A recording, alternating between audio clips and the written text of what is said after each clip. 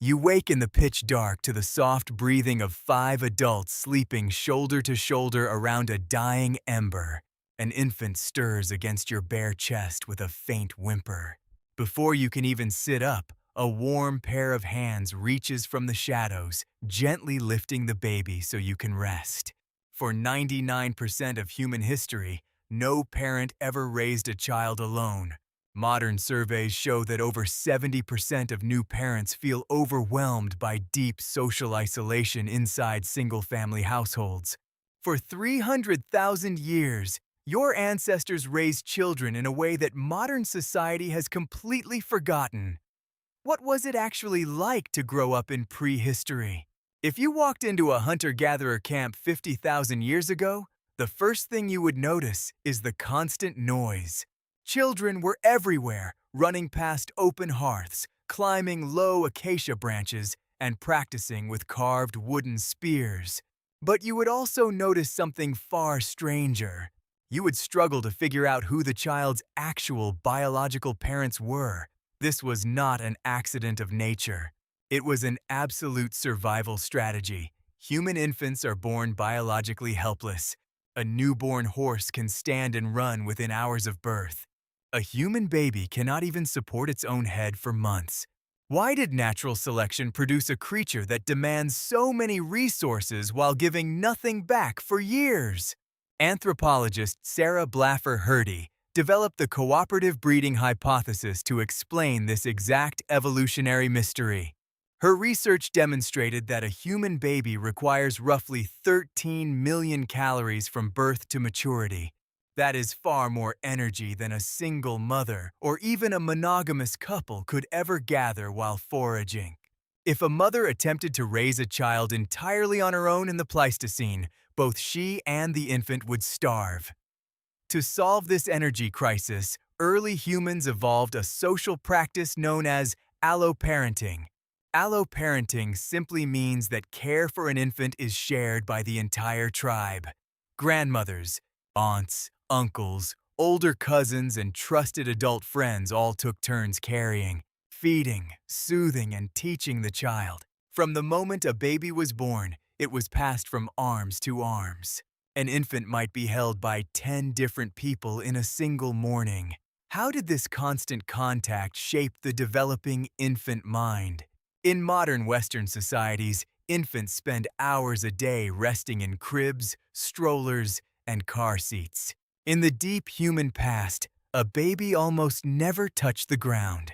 Infants were carried in soft animal skin slings pressed tightly against an adult's chest or back. They felt the rhythmic thumping of a heartbeat, heard continuous conversation, and absorbed the natural sounds of the landscape all day long. This constant physical touch suppressed the infant's stress response. When a baby cried in prehistory, a caregiver responded within 4 seconds. Crying was not viewed as a manipulation or a habit to be trained away.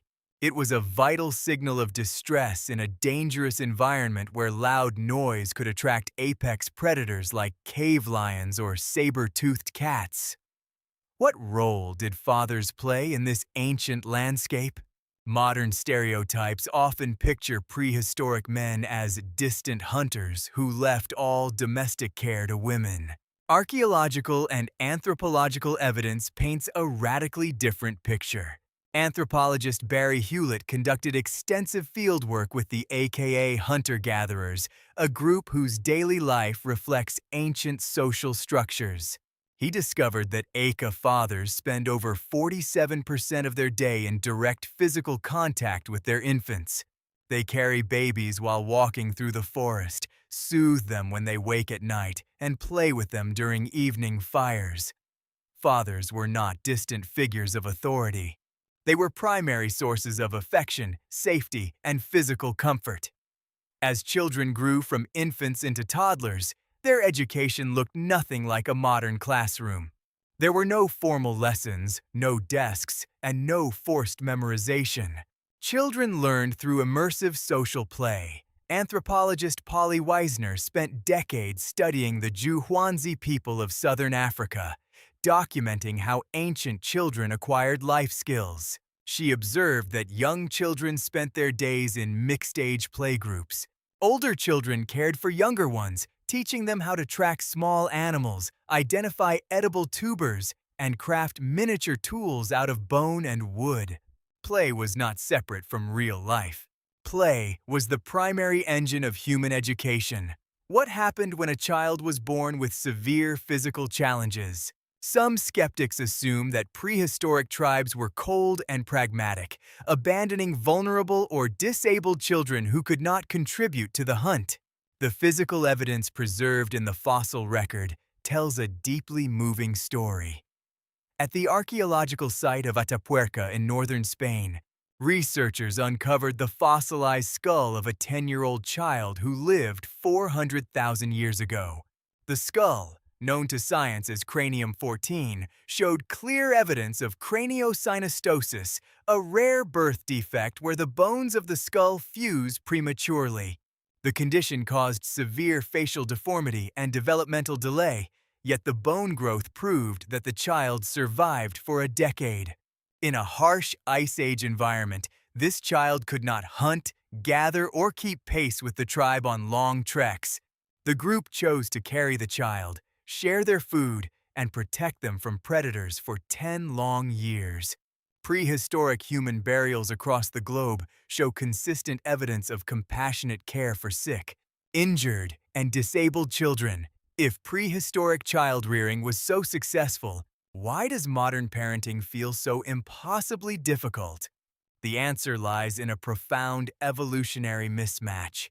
Modern society has isolated the nuclear family inside closed apartments and suburban homes. We ask two adults, and often just one, to provide the constant attention, emotional safety, and physical presence that once required an entire community of 20 people. We train infants to sleep alone in dark rooms and feel anxious when they demand touch. We worry if a toddler does not sit quietly at a desk for 6 hours a day. We blame ourselves for feeling exhausted, burnt out, and emotionally drained. When you feel overwhelmed by the demands of raising a child today, remember your evolutionary history. You are not failing at parenting. You are simply trying to do with 2 hands what your species was designed to do with 20. You wake in the pitch dark to the soft breathing of your household. An infant stirs in the crib across the quiet room.